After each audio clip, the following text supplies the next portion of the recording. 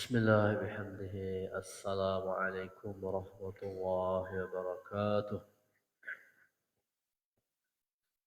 الحمد لله نحمده ونستعينه ونستغفره ونعوذ بالله من شرور أنفسنا ومن سيئات أعمالنا.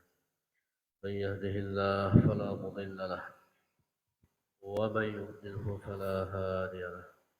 أشهد أن لا إله إلا الله وحده لا شريك له وأشهد أن سيدنا محمدا عبده ورسوله.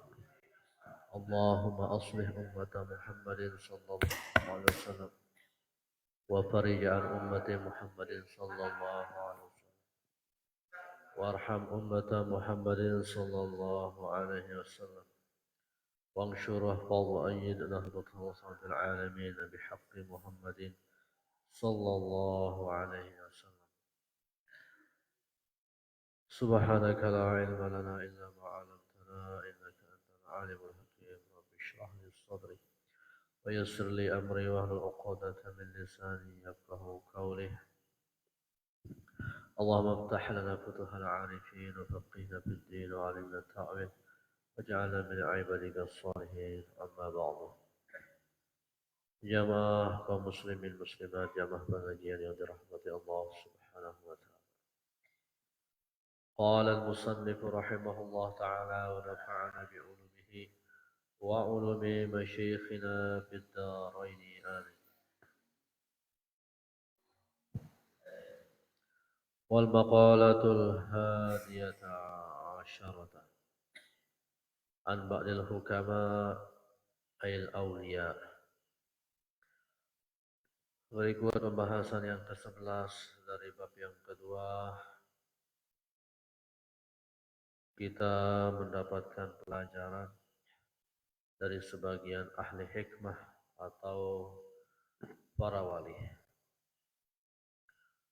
Yang disebut ba'dil hukama, sebagian ahli hikmah di sini adalah al-awliya, para wali.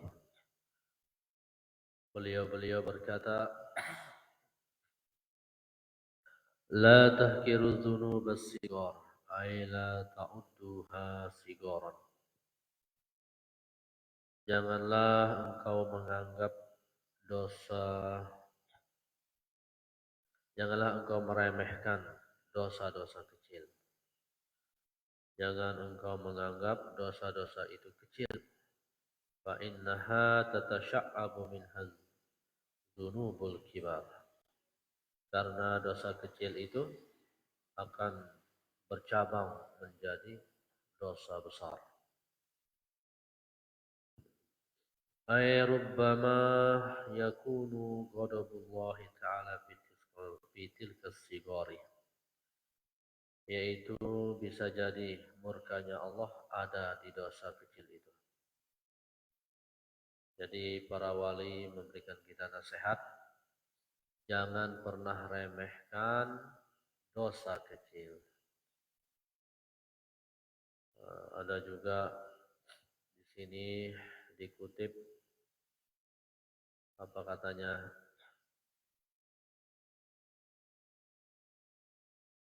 jangan meremehkan dosa kecil. Lihatlah kepada siapa engkau berdosa, yaitu kepada yang Maha Agung, Allah Subhanahu wa taala. Sama juga janganlah lihat rezeki itu kecilnya, sedikitnya, tapi lihatlah siapa yang memberikan rezeki itu, yang Maha Besar, Allah Subhanahu wa taala. Demikian juga dosa, jangan remehkan dosa kecil, dosa ringan rupanya. Lihatlah kepada siapa engkau berdosa, yang Maha Agung, Allah Subhanahu wa taala. La tahkiru dzunubas sigar, jangan remehkan dosa kecil, karena dosa kecil itu bisa bercabang menjadi besar. Dan bisa jadi di dosa kecil itu, di situ murkanya Allah Subhanahu wa taala. Celakalah kita. Bagaimana yang sudah kita sama-sama mendengarkan dan kaji, sampaikan hadis ketika Abu Hurairah bercerita beliau berjalan bersama Rasulullah Sallallahu Alaihi Wasallam melewati kuburan. Di antara kuburan tiba-tiba Rasulullah terdiam. Kata Abu Hurairah, kami pun ikut terdiam.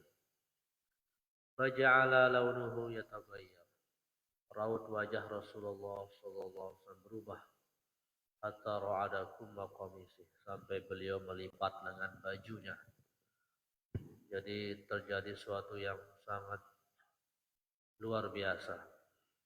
Beliau berubah raut wajahnya, beliau melipat lengan bajunya. Tiba-tiba kemudian Abu Hurairah, para sahabat bertanya, "Malaka ya Rasulullah? Apa yang terjadi denganmu wahai Rasulullah?" Rasulullah menjawab, "Ama tasma'una ma asma'? Tidakkah kalian dengar apa yang aku dengar? Wa ma zaka ya Nabi Allah? Apa yang engkau dengar wahai Rasulullah?" Rasulullah sallallahu alaihi wasallam menjawab, "Ini di kuburan ini ada dua orang yang sedang diazab dengan azab yang sangat pedih akibat dosa yang remeh." Jadi di sini Rasulullah Shallallahu Alaihi Wasallam menyatakan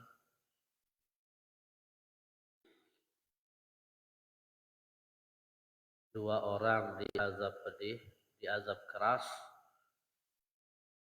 akibat dosa remeh, akibat dosa yang menurut mereka ringan, remeh.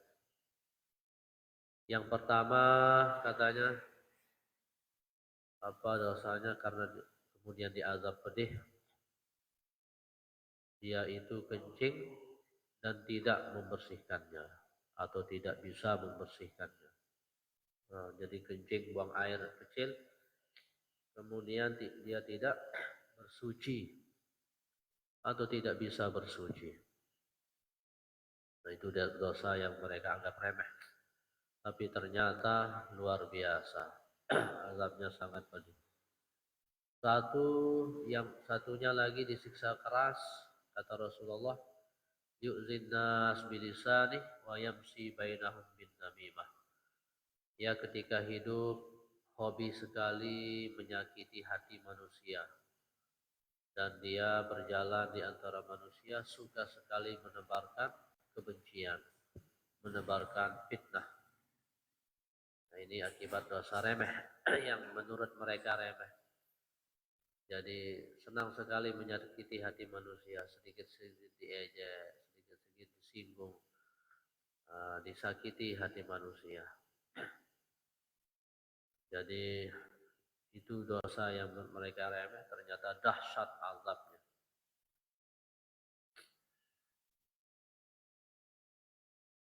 Nah, jadi yang namanya menyakiti hati orang itu, yang namanya mengganggu orang, itu dosa yang salah satu dosa besar. Bahkan dalam hadis diletakkan oleh Rasulullah nomor 2 setelah syirik.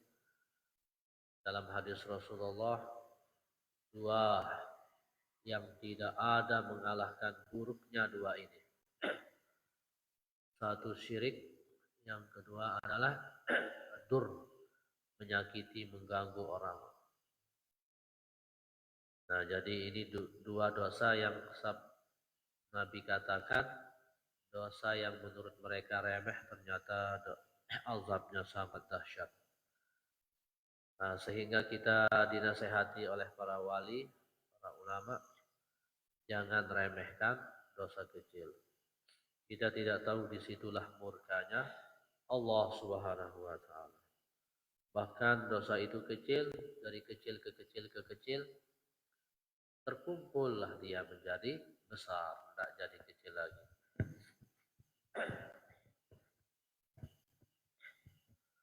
Kemudian dari hadis tadi kita lanjutkan yang Rasulullah langsung mendengarkan azab dalam kubur itu akibat dosa yang menurut yang diazab itu remeh.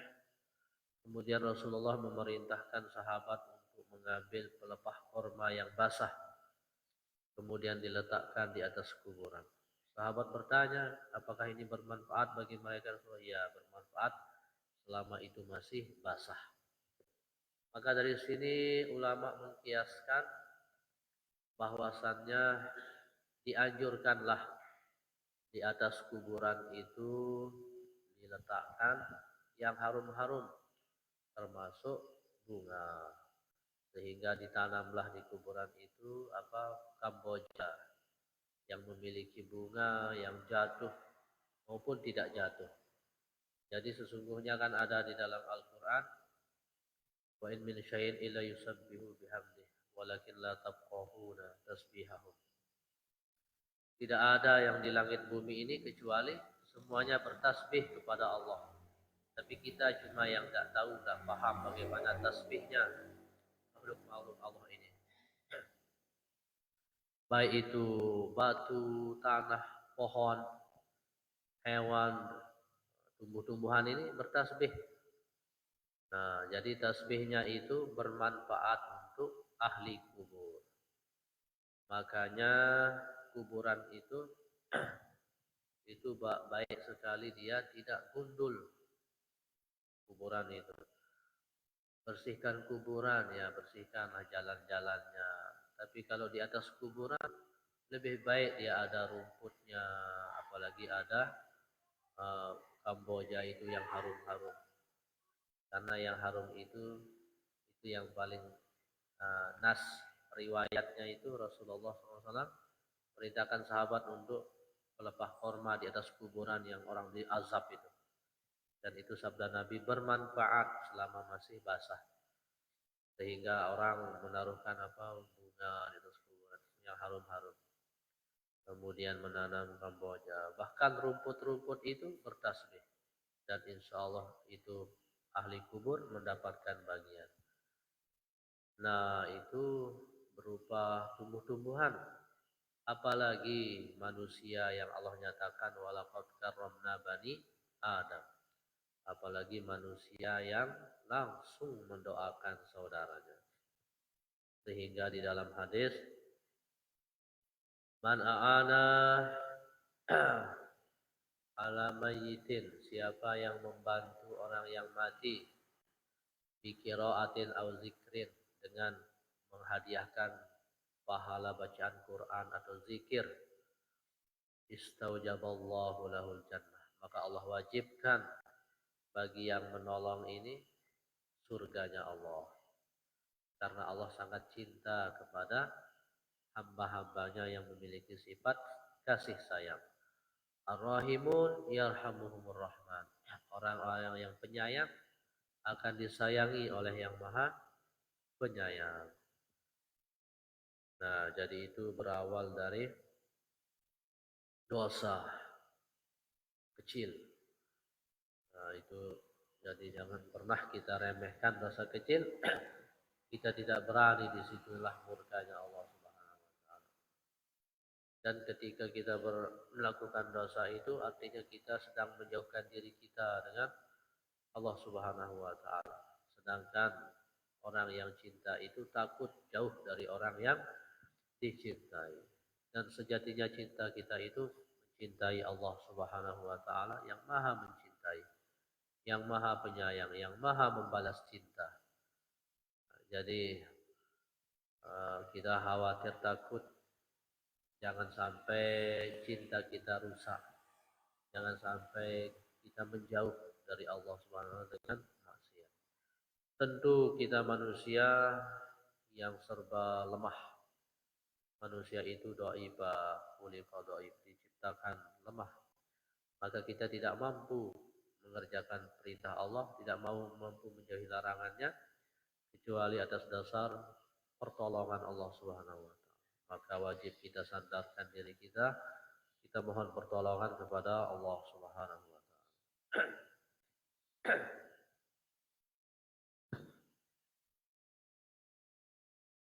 Wal maqalatu tsaniyata asyrata. Kemudian berikutnya, hadis Nabi sallallahu alaihi wasallam, la saghirata ma'al israr. Beliau bersabda, la saghirata ma'al israr fa innaha bil muwadhabah 'alaiha ta'zamu wa tasiru kabiratan. Tidak dinamakan dosa kecil kalau terus diulang dilakukan. Nah, itu memang dosa kecil. Tapi kalau berulang-ulang dilakukan, maka jadilah dia dosa besar. Di dalam hadis, dosa kecil yang paling besar adalah memandang dengan nafsu. Ya, memandang dengan nafsu. Misalnya, memandang wanita yang siapa yang dipandang, misalnya wanita yang belum menikah, dipandang dengan nafsu, itu dosa kecil yang paling besar. Apalagi yang dipandang istri orang. Ini dipandang yang belum punya istri, dipandang dengan seksama. Tidak ada hak kita memandangnya, kecuali istri mengatakan, hai suamiku, nikahilah perempuan ini. Baru dilihat, oh iya ya. Nah, itu ada hak untuk dipandang. Tapi kalau tidak ada hak, sudah punya istri, pandang yang tidak mungkin, tidak ada peluang untuk dihalalkan. Tidak ada hak kita memandangnya dengan sama, artinya ya kecuali pandangan yang mubah, seperti orang bermuajahah di dalam kelas mengajarkan anaknya. Kalau jual beli pun seperlunya. Intinya memandang dengan nafsu, ada ketertarikan. Nah, itu dosa kecil yang paling besar. Makanya Rasulullah SAW bersabda, man taraka nazarah, siapa yang meninggalkan memandang, pandang wanita karena takut kepada Allah, Allah akan memberikannya iman dengan manisnya iman itu. Jadi itu dosa kecil yang paling besar. Dan salah satu dosa kecil yang paling besar yang mudah dilakukan oleh anggota tubuh kita ini bagian mata. Kalau tidak kontrol mata ini, kita kontrol, maka rakus. Setiap akan mau dinikmati. Satu dosa. Apalagi yang jelas nyata kelihatan aurat. Yang tidak nyata kelihatan aurat hanya dipandang dengan sesama tertarik. Padahal tidak ada jalan untuk menghalalkannya. Jadi jangan pernah kita remehkan dosa kecil, karena kita tidak tahu di situ murkanya Allah, dan dosa kecil terus terulang, sabda Nabi, maka jadilah dia dosa besar. La saghirata ma'al israr fa innaha bil muwadhabah 'alaiha ta'dham qadratan. Wa aidan innaha ala azmi istidamatiha tusiru kabiratan fa inna niyata bil ma'asi kana maksiyatan. Nah, jadi tidak adanya dosa itu kecil, itu terus terulang dilakukan, maka jadilah dia, terkumpullah dia menjadi besar. Wala kabirata ma istighfar, dan tidak ada artinya dosa itu besar kalau dibarengi dengan taubat nasuha.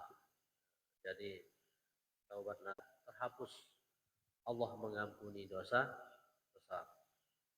Kalau dosa-dosa kecil, banyak amalan yang insya Allah akan, dengan amalan itu Allah menghapuskan dosa kecil. Kita sholat 5 waktu itu juga menggugur dosa. Pokoknya segala ibadah yang kita lakukan itu menghapuskan dosa. Innal hasanat yudhibnas sayyi'at. Dalam Al-Quran, sesungguhnya ibadah-ibadah itu, kebaikan-kebaikan itu dapat menghapuskan dosa. Nah, ada penghapus kecil, ada penghapus besar. Di antara penghapus dosa yang sangat besar, penghapus dahsyat, pencuci, pembersih dosa, sholat 5 waktu, termasuk juga sedekah dan segala macam kebaikan.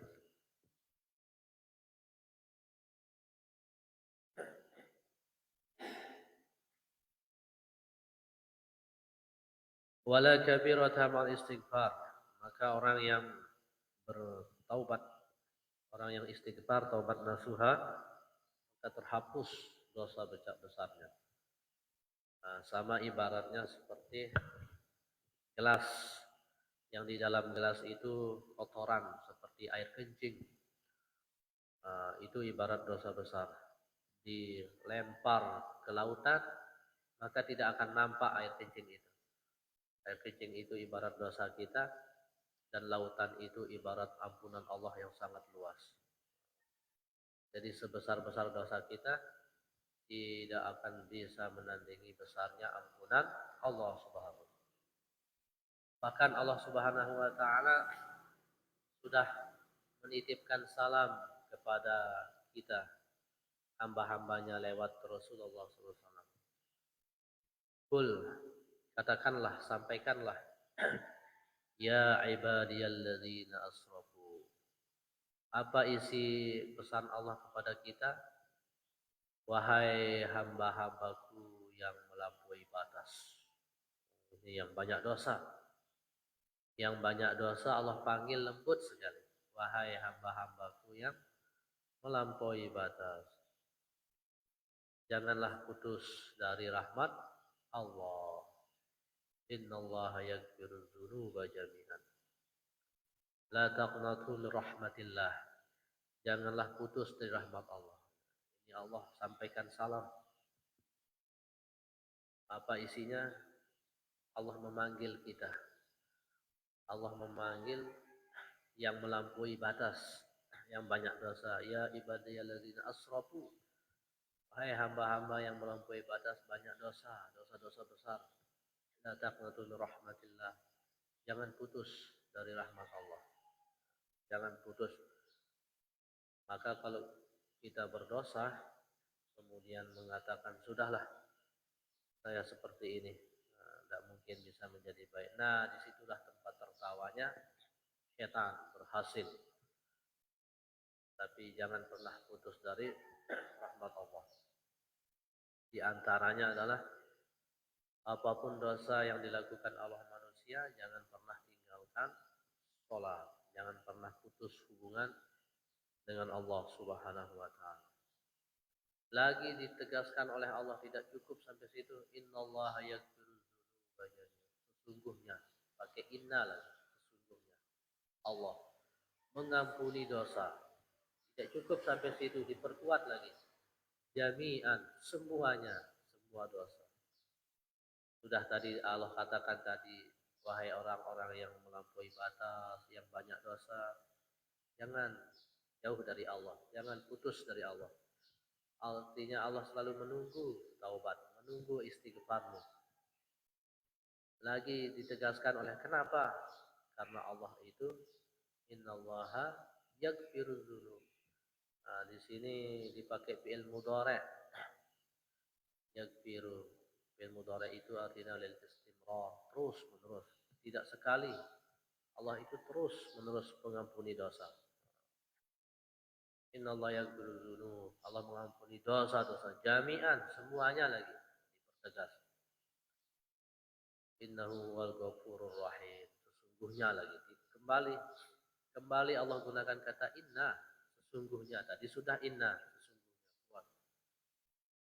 Sesungguhnya Allah Maha Pengampun, Maha Penyayang. Lagi disandarkan dengan sifat Allah Maha Pengampun, lagi disandarkan dengan sifat Allah yang Maha Penyayang. Kurang apa lagi? Allah Maha Mengampun. Jadi taubat nasuha. Oleh sebab itu, yang taubat nasuha insya Allah diampuni dosanya. Sehingga ditegaskan lagi oleh kekasih Allah Rasulullah Sallallahu Alaihi Wasallam, At-taibu minazambi kamala zambalah. Orang yang taubat dari dosanya maka dia bersih, tidak ada dosa sama sekali. Taubat dari dosa. Bagaimana cara taubat nasuha? Menyesal atas segala dosa yang pernah dilakukan, berjanji tidak akan mengulanginya. Putuskan jejak-jejak dosa itu. Kalau biasanya dia berdosa di tempat ini, maka jauhi tempat itu. Pokoknya putuskan jejak-jejak. Kemudian minta ampun sungguh-sungguh kepada Allah. Sehingga di dalam hadis Rasulullah SAW sampaikan, ada 7 golongan yang dijamin mendapatkan naungan, dijamin selamat kelak di hari kiamat. Salah satunya adalah ar-rajulu, katanya wasyabun nasya'a, bukan. Rajulun zakarallah khaliyan fafadat ainahu dam'an min khasyatillah.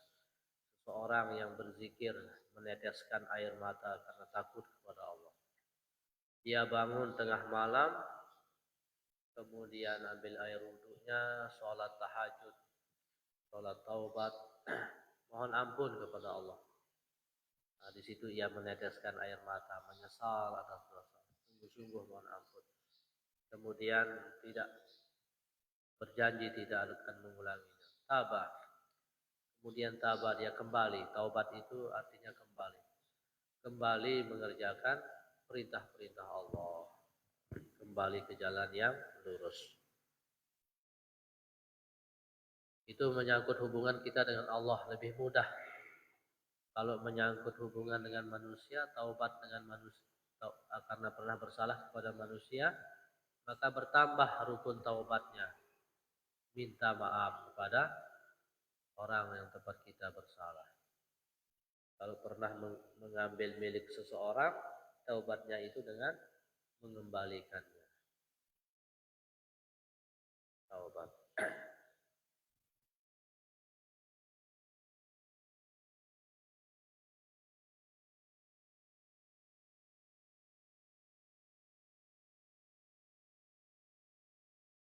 Ayat taubatu bisyurutiha. Nah, jadi taubat tidak ada artinya dosa besar. Kalau dibarengi dengan taubat, maka ia akan diampuni dosa-dosanya dengan syarat dia taubat nasuha bisyurutiha, mengerjakan syarat-syarat taubatnya. Fa inna taubata tamhu asarul khati'ah wa in kanat kabiratan. Sesungguhnya taubat itu dapat menghapuskan bekas kesalahan, dosa-dosa, meskipun itu besar. Jadi banyak sekali kita dengarkan maupun kita baca kisah-kisah orang yang dahulunya hidupnya luar biasa, melampaui batas, tapi ternyata menjadi kekasihnya Allah, menjadi waliullah. Banyak Ibrahim bin Adham. Beliau kemudian menjadi orang yang sangat zuhud, taubat kepada Allah, menjadi kekasihnya Allah, walinya Allah. Banyak ada kisah perampok juga. Ada kisah banyak sekali orang-orang yang melampaui batas, kemudian dia taubat nasuha, kemudian ia menjadi waliyun min auliyaillah. Nah, jadi taubat ini salah satu yang tidak boleh ditunda di dalam Islam. Taubat karena tidak tahu kita yang namanya ajal. Sehingga setiap hari kita harus wajib mohon ampun kepada Allah. Di awal-awal kitab ini yang sudah kita bahas, dalam hadis qudsi Allah perintahkan kita untuk beristighfar malamnya. Karena siangnya kita berdosa. Disuruh istighfar paginya karena malamnya kita berdosa. Khusus lagi setiap selesai sholat ada riwayat kita istighfar, mohon ampun kepada Allah Subhanahu wa ta'ala. Dan di balik istighfar itu Allah juga siapkan keistimewaan yang luar biasa. Man lazimal istighfar, siapa yang melazimkan istighfar, mohon ampun kepada Allah, selalu mohon ampun kepada Allah Subhanahu wa ta'ala, ja'alallahu lahu min kulli dhiqin makhraja. Maka Allah akan berikan setiap kesempitannya selalu ada jalan keluar. Wa min kulli hammin faraja. setiap kesusahannya selalu ada solusi. Wa razaqahu min haitsu la yahtasib. Dan Allah akan rezekikan dari jalan yang tidak disangka-sangka, jumlah yang tidak tersangka-sangka. Nah, jadi orang yang selalu menjaga untuk selalu beristighfar, mohon ampun kepada Allah sungguh-sungguh, di antara faedahnya adalah Allah akan memberikan solusi di setiap masalahnya. Allah akan memberikan jalan keluar di setiap kesulitannya. Dan Allah akan memudahkan rezekinya. Orang yang selalu mohon ampun kepada Allah Subhanahu wa taala. Sehingga kalau orang sholat istisqa, minta hujan, itu disunahkan ia untuk berpuasa 3 hari sebelum sholat sunat istisqa. Kemudian 3 hari itu dia istighfar terus, jaga diri, jangan sampai melakukan yang dilarang-larang. Jaga diri, mohon ampun. Bahkan di dalam Al-Quran ada jelas dinyatakan dengan istighfar itu Allah Subhanahu wa taala akan turunkan hujan, akan mengadakan sungai-sungai dan kebun-kebun. Akan dengan istighfar itu Allah Subhanahu wa taala akan memperbanyak anak kalian dalam Al-Quran. Nah, jadi di antara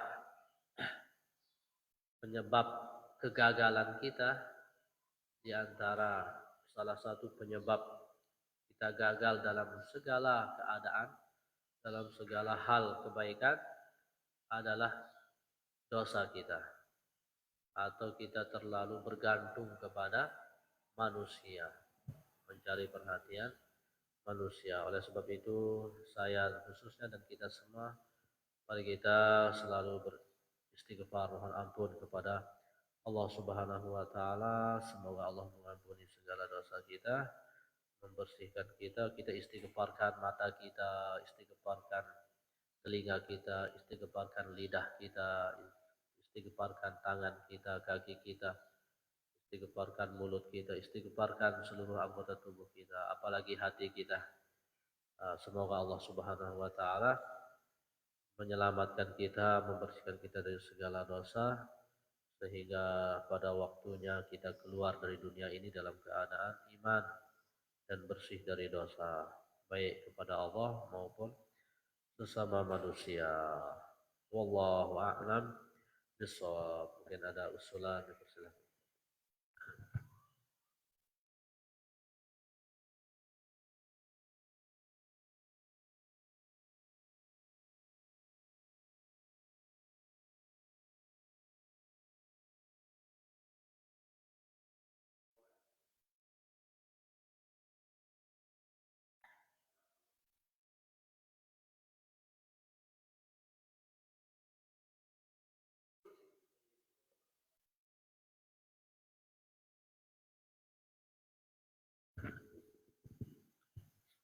Ada doa ketika kita duduk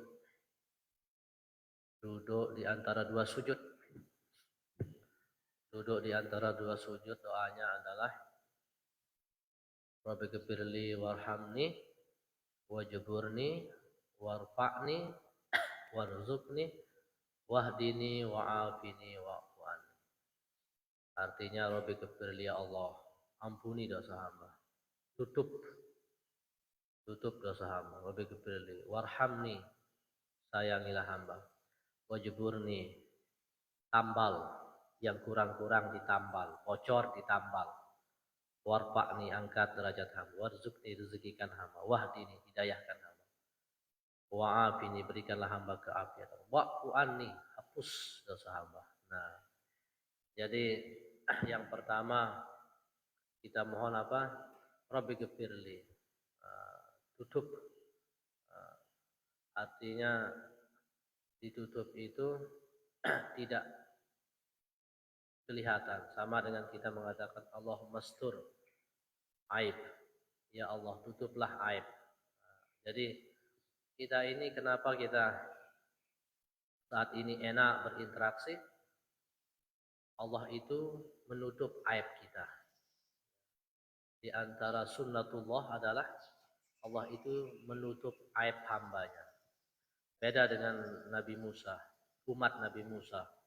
Begitu berdosa, terpampang langsung di pintu rumahnya dosanya apa. Nah, itu langsung kelihatan aibnya itu.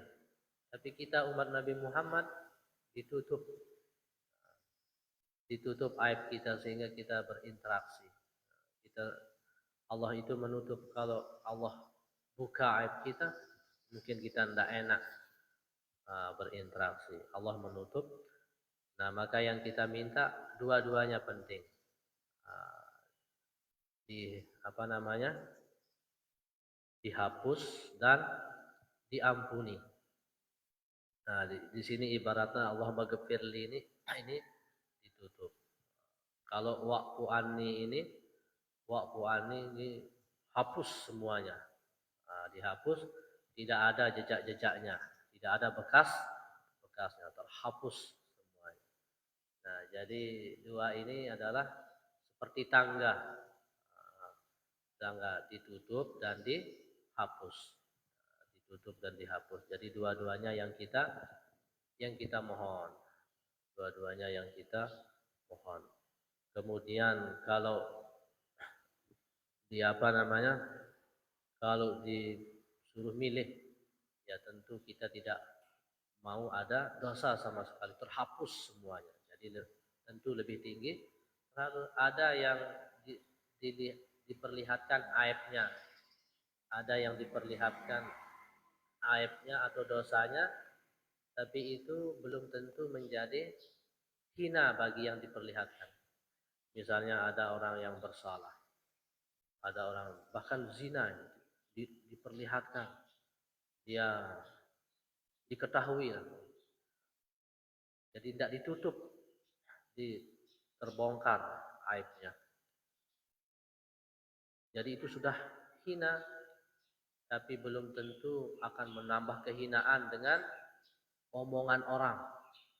Bisa jadi omongan orang akan membuat dia bersih. Karena ini dikisahkan oleh Habib Umar, ada seorang yang memang benar dia itu perbuatannya hina.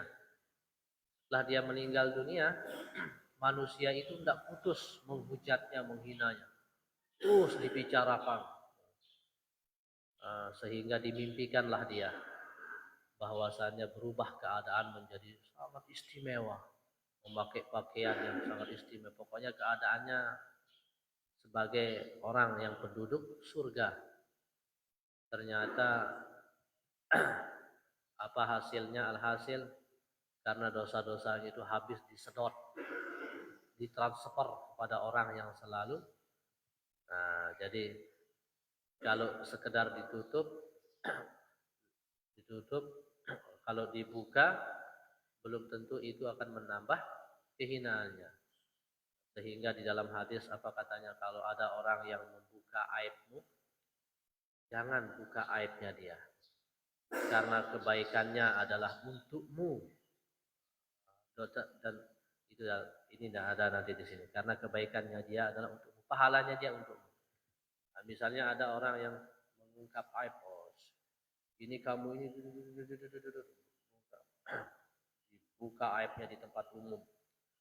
Nah, tapi ini sabar yang dibuka aibnya. Astagfirullah. Kalau memang salah, astagfirullah. Mudah-mudahan saya akan berubah. Tapi ini tidak emosi. Kamu juga begini. Tidak dibalas dengan membuka aibnya dia. Maka pahalanya dia itu diberikan kepada yang diumbar aibnya itu. Jadi ini juga Rasulullah sudah siapkan kita senjata berupa kesabaran. Kalau ada yang di depan mempermalukan, mengumbar aib, berdoalah yang baik-baik. Ya Allah, rezekikanlah hamba umroh misalnya. Ya Allah. Dan atas kekeliruan kita istighfarkan. Kita perbaiki, ubahlah. Tapi jangan balas dengan juga umbar aibnya orang. Nah, jadi tentu dua-duanya sangat penting. Kita meminta agar kita ditutup aib kita, kemudian dihapuskan segala jejak-jejaknya itu, dan Allah hapuskan semua dosa kita. Jadi kalau memilih antara misalnya salah satu, ya tentu supaya dosa-dosa kita terhapuskan semuanya. Meskipun ada yang mungkin terungkap atau kelihatan. Wallahu a'lam bishawab.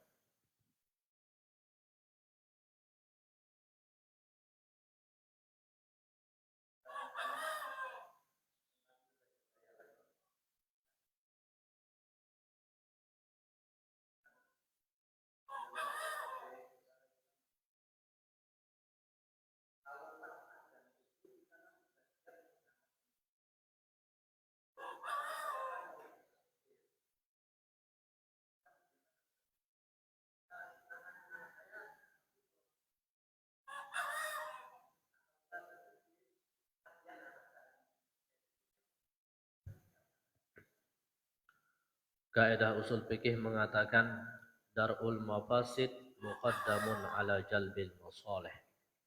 Mencegah keburukan, mencegah bahaya lebih baik daripada mengutamakan kebaikan. Sakit perut itu bahaya, itu adalah sakit. Maka lebih baik itu segera ditolong daripada mengejar kebaikan berupa sunnah.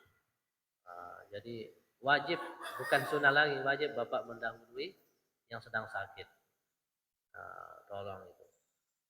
Bahkan jangankan yang sakit, sudah kita bahas di kitab fikih itu, tamu baru datang. Tamu baru datang, kemudian kita persilahkan makan, temani makan, azan. Makruh kita tinggalkan tamu itu. Oh, azan itu saya dulu ya. Tinggalkan, kita makan bersama. Selesaikan bersama tamu. Nanti kita sholat berjamaah bersama tamu kita.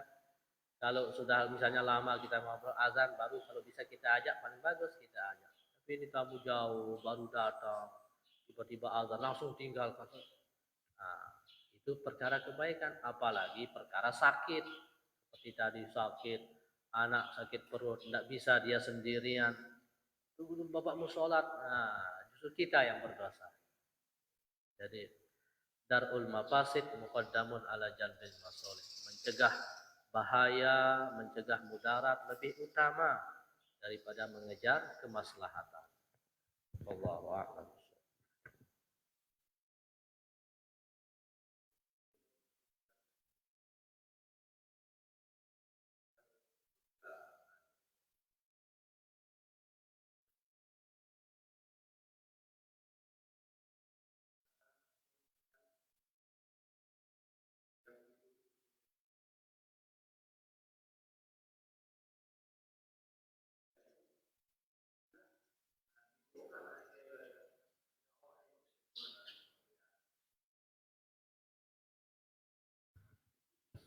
Jadi salah satu doa di hizib itu apa katanya? Wa amilni muamalatal karimi wasabbitni alan. Ya Allah, wa amilni, jadikanlah saya bisa bermuamalah. Artinya kita berinteraksi dengan muamalah yang baik. Dan salah satu kita bisa bermuamalah dengan baik ketika Allah Subhanahu wa taala menutup aib kita. Makanya kita minta ditutup sehingga semakin luas kita bisa bermuamalah. Muamalah itu juga ibadah. Jadi kita ditutup itu untuk ibadah. Nah, adapun dosa itu tetap urusan yang lain. Nah, kalau dosa itu bisa ditutup, tapi kalau kita sendiri tidak bertaubat nasuha atas itu, maka juga tetap menjadi catatan. Tetap menjadi catatan. Jadi tertutup belum tentu. Ya, tapi kalau sudah diampuni, ya jelas diampuni meskipun dia terbuka. Kalau sudah diampuni, mesti misalnya banyak yang jadi waliullah sudah terampuni dosa karena dia taubat, tapi masih ada yang ungkap sebelum dia jadi wali, oh dia ini perampok. Nah, tidak ada pengaruhnya karena dia sudah terampuni, dia sudah dia sudah taubat nasuha, harta orang sudah dia kembalikan, dia sudah taubat nasuha benar-benar, dan dia ini sudah tidak peduli dia omongkan dirinya apa, itu tidak ada pengaruh. Nah, jadi tidak akan menambah dosanya dengan terbuka aibnya itu, karena dia benar dan dia akui dan sudah taubat nasuha atas dosanya, menyesal, berjanji tidak akan mengulanginya, jejak-jejaknya sudah ditinggalkan sama sekali. Nah, jadi kalau tertutupi belum tentu terhapus. Tapi kalau sudah terhapus aman, terserah nanti dia terbuka atau tidak, tinggal bagaimana dia nyikapinya. Kalau terbuka, kalau mana yang bisa ditabayun, tabayun jelaskan. Kemudian dia taubat nasuha, tidak emosi terhadap orang yang mencaci maki, dia akan mengucapkan astagfirullah, alhamdulillah, astagfirullah, alhamdulillah. Nah, itu kira-kira wallahu a'lam.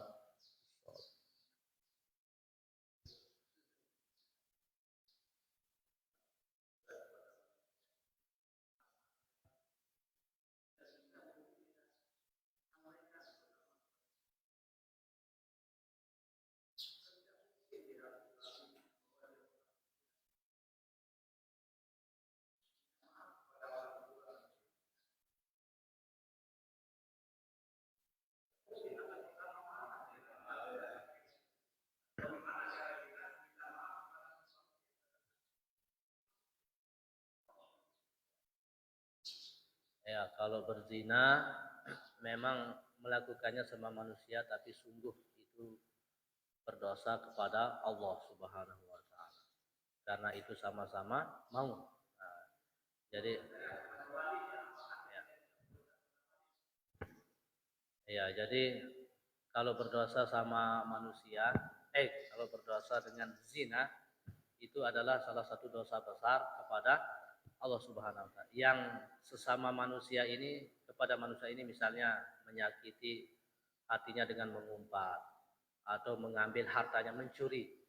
Nah, ini maka cara bertaubatnya di samping mohon ampun kepada Allah harus mengembalikan hartanya. Nah, kalau zina yang sama mau ini dua-duanya ini berdosa kepada Allah Subhanahu wa taala. Dia sembunyi-sembunyi. Dia sembunyi-sembunyi tidak ditahu sama orang tuanya. Adapun misalnya pada akhirnya ketahuan oleh orang tuanya, maka ia minta maaf kepada orang tuanya. Kalau tidak ketahuan, itu dosanya kepada, ya tetap dosanya kepada Allah. Tapi kalau ketahuan orang tuanya, ya bertambah lagi dia harus minta maaf kepada orang tuanya. Itu ketahuan. Kalau tidak ketahuan, ya tinggal mohon ampun kepada Allah Subhanahu wa taala. Nah, ini yang mungkin butuh strategi, yaitu orang yang bertaubat dari mencuri. Dia sudah curi harta orang. Sama orang yang taubat pada Allah, dia sudah meninggalkan puasa, qada puasanya. Dan dia tidak berat melakukannya. Kenapa? Karena dia taubat senang hati. Karena orang yang sungguh-sungguh taubat itu apa syarat-syaratnya dia akan jalan, karena dia ingin selamat. Begitu dia, itu tanda orang yang taubat itu tidak berat melakukan apa yang harus dia, karena dia benar-benar ingin selamat, bahkan taruhannya nyawa dia akan jalan karena dia benar-benar, apalagi sekedar mengkodok sholat, mengkodok puasa, maka ia senang hati kalau orang yang sungguh-sungguh taubat. Nah, kalau orang yang sudah mengambil milik orang itu butuh strategi caranya. Nanti dia sudah mencuri, tiba-tiba saya curi dulu motor, bahaya. Nah, apa strateginya supaya tidak ketahuan? Bisa dia dengan nomor baru misalnya, cari nomornya dia. Saya ini nomor baru, nanti kan dia buang yang tidak bisa dilacak. Saya ingin mengembalikan harta sampean, mana nomor rekening? Sudah tinggal kirimkan. Itu diantara salah satu.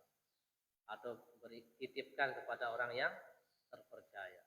Tapi kalau sungguh-sungguh benar-benar bisa menggantikan, insya Allah orang yang memiliki hati itu akan mungkin terharu. Masya Allah.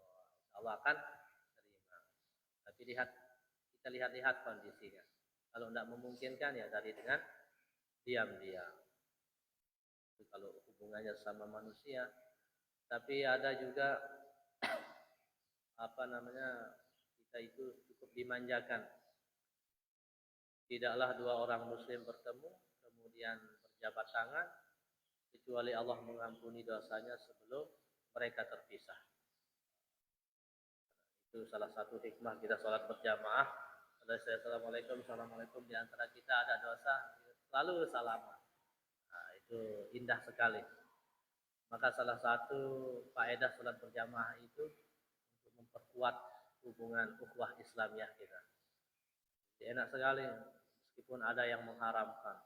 Assalamualaikum, assalamualaikum, segera takut disalami. Nah, jadi secara umum hadisnya tidaklah dua orang muslim bertemu fayatasofahani illa ghufira lahuma qabla yatafarraq. Diampuni dosanya sebelum berpisah. Ya. Ya. Kecuali tadi kalau perkara barang ya harus nyata barangnya. Dicuri kan barangnya, tidak bisa sekedar ya.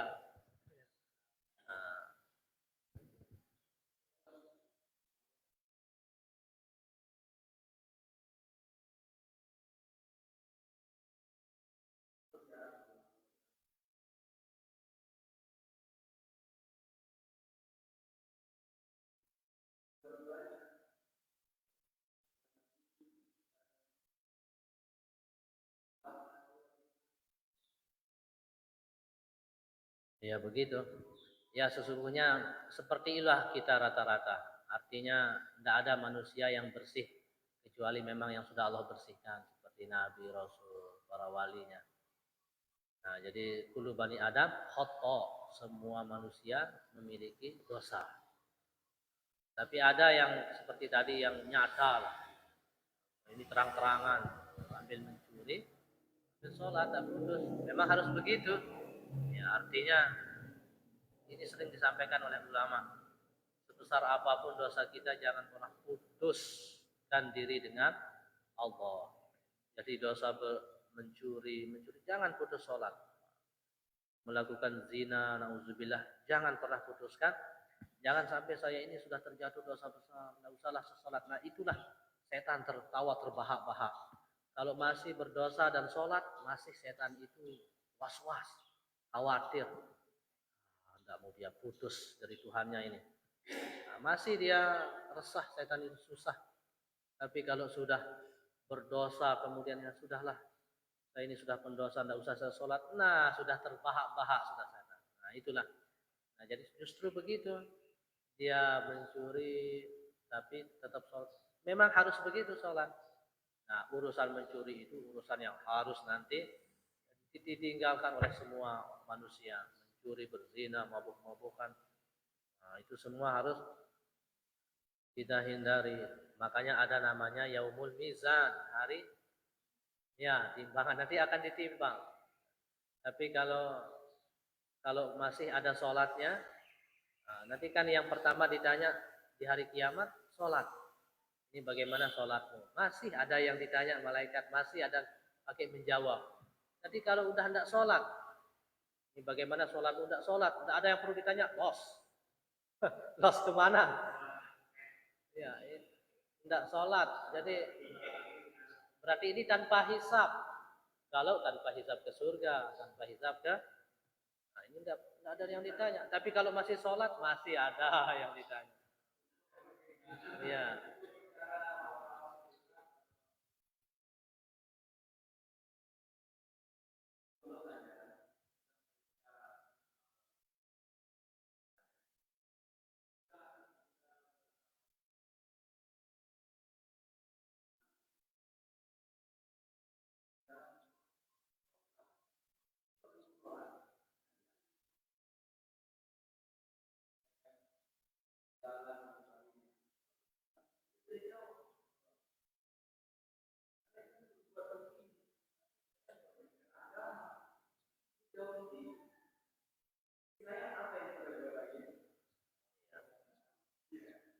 Baguslah.